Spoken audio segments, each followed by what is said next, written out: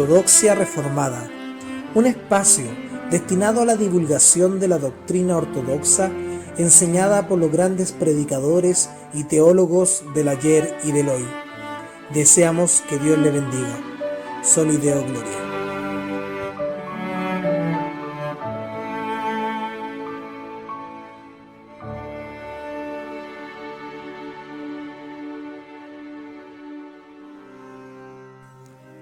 Del día de reposo. La Confesión de Westminster en el capítulo 21 de la adoración religiosa y del día de reposo nos señala lo siguiente: así como es la ley de la naturaleza que en lo general una proporción de vida y tiempo se dedique a la adoración de Dios, así en su palabra, por un mandamiento positivo, moral y perpetuo que obliga a todos los hombres en todos los tiempos, Dios ha señalado particularmente un día de cada 7 para que sea guardado como un reposo santo para Él, el cual desde el principio del mundo hasta la resurrección de Cristo fue el último día de la semana, y desde la resurrección de Cristo fue cambiado el primer día de la semana, al que se le llama en las Escrituras el día del Señor, y debe ser perpetuado hasta el fin del mundo como el día de reposo cristiano. Este día de reposo se guarda santo para el Señor, cuando los hombres, después de la debida preparación de su corazón y arreglados con anticipación todos sus asuntos ordinarios, no solamente guardan un santo descanso durante todo el día de sus propias labores, palabras y pensamientos acerca de sus empleos y diversiones mundanales, sino que también dedican todo el tiempo al ejercicio de la adoración pública y privada y en los deberes de caridad y misericordia. Respecto al día de reposo, Juan Calvino, él nos comenta lo siguiente: primero, el legislador celestial quiso, en primer lugar, mediante el reposo del séptimo día, presentar una imagen del reposo espiritual. Los creyentes tienen que descansar de sus propias obras para dejar a Dios trabajar en ellos.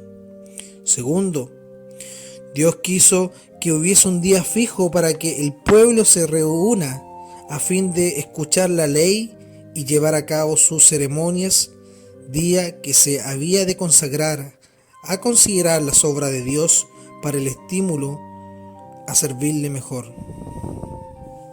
Y tercero, Dios quiso conceder un día de descanso a sus siervos y a los trabajadores asalariados para que pudiesen reposar de su trabajo. ¿Por qué se ha cambiado el Shabbat por el domingo? Calvino comenta que cuando los antiguos reemplazaron el sábado por el domingo, no lo hicieron sin reflexionar, dado que el fin y el cumplimiento del reposo figurado por el antiguo Shabbat se lleva a cabo en la resurrección de nuestro Señor Jesucristo. Sobre esto, el texto de Juan capítulo 20 versículo 1 nos muestra que Jesucristo resucitó de los muertos el primer día de la semana. Y en Juan capítulo 20 versículo 19 y 26 observamos que tuvieron lugar en los subsecuentes primeros días, tal como lo expresa el versículo 19, donde nos dice: cuando llegó la noche de aquel mismo día, el primero de la semana, estando las puertas cerradas en el lugar donde los discípulos estaban reunidos por miedo de los judíos, vino Jesús y puesto en medio les dijo: paz a vosotros. También sus apariciones se llevaron a cabo el día domingo, y en Hechos capítulo 20 versículo 7 leemos que los discípulos ya se reunían en el primer día de la semana, es decir, el domingo. Por tanto, podemos afirmar, tal como lo señala Calvino, que todo lo que en el orden ceremonial había sobre este mandamiento fue abolido con la venida de Cristo, quien es la verdad, cuya presencia hace que desaparezcan todas las figuras, es decir, Cristo es el cuerpo frente al cual se deshacen las sombras. Él es el verdadero cumplimiento del reposo o Shabbat, tal como lo señala Hebreos capítulo 4, donde nos dice: procuremos pues entrar en aquel reposo. Thomas Watson nos comenta lo siguiente acerca del día de reposo. La gran razón para cambiar el día de reposo judaico al día del Señor es porque nos recuerda el misterio de nuestra redención por Cristo. La razón del por qué Dios instituyó el día de reposo antiguo fue para ser un memorial de la creación, pero ahora Él ha establecido el primer día de la semana en su lugar en recuerdo de una obra más gloriosa que la creación, que es la redención. Grande fue la obra de la creación, pero más significativa fue la obra de la redención. Como fue dicho, la gloria postrera de esta casa será mayor que la primera. Ageo capítulo 2 versículo 9. Así que la gloria de la redención fue más grande que la gloria de la creación. Gran sabiduría se vio en nuestra creación, pero una sabiduría más milagrosa vemos en la obra de nuestra salvación. Gran poder se vio en crearnos de la nada, pero un poder más grande se ve en ayudarnos cuando éramos peor que nada. Calvino en su Institución habla acerca de la sustancia del mandamiento, diciendo que en primer lugar debemos dedicar toda nuestra vida en el reposo eterno de nuestras obras para que Dios obre en nosotros por su Espíritu. En segundo lugar, cada uno debe, en la medida de lo posible, aplicar su espíritu a la meditación de las obras de Dios para glorificarlo y participar conforme a la disciplina de la Iglesia, en escuchar la palabra, en la celebración de los sacramentos y en las solemnes oraciones. Y en tercer lugar, todos debemos velar por no poner una carga excesiva sobre los que tenemos bajo nuestras órdenes. El Catecismo Menor de Westminster también nos habla acerca del reposo cristiano, hablando acerca del cuarto mandamiento. En la pregunta 58 que dice, ¿qué exige el cuarto mandamiento? La respuesta es, el cuarto mandamiento exige que consagremos a Dios todo el tiempo que Él ha señalado en su palabra, especialmente un día entero en cada 7, como un descanso santificado a Él. La pregunta 59 nos dice, ¿cuál día de los 7 ha señalado Dios para el descanso semanal? Y la respuesta dice, desde la creación del mundo hasta la resurrección de Cristo, Dios señaló el 7º día de la semana para el descanso semanal.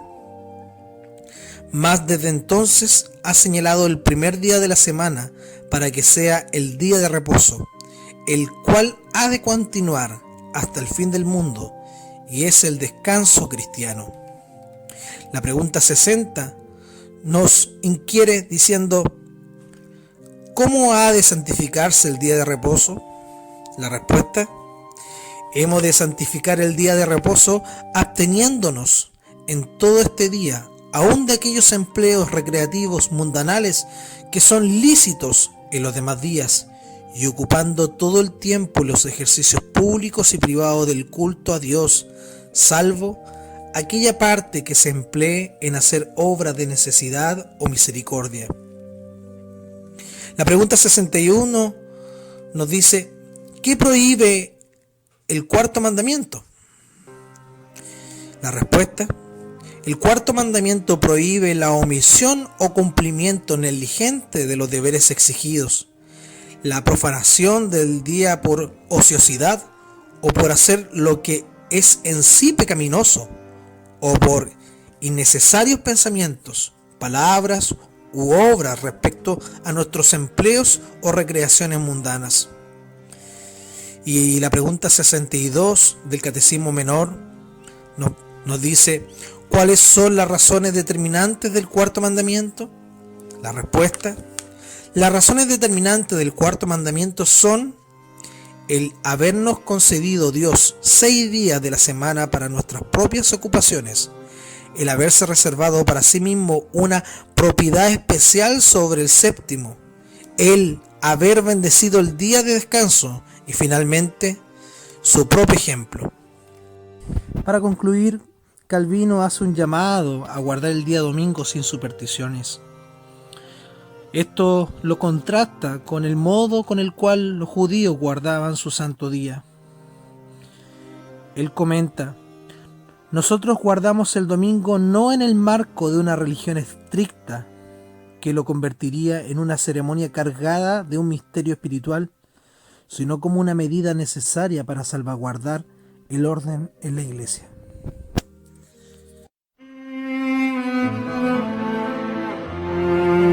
Ortodoxia Reformada, un espacio destinado a la divulgación de la doctrina ortodoxa enseñada por los grandes predicadores y teólogos del ayer y del hoy. Deseamos que Dios le bendiga. Soli Deo Gloria.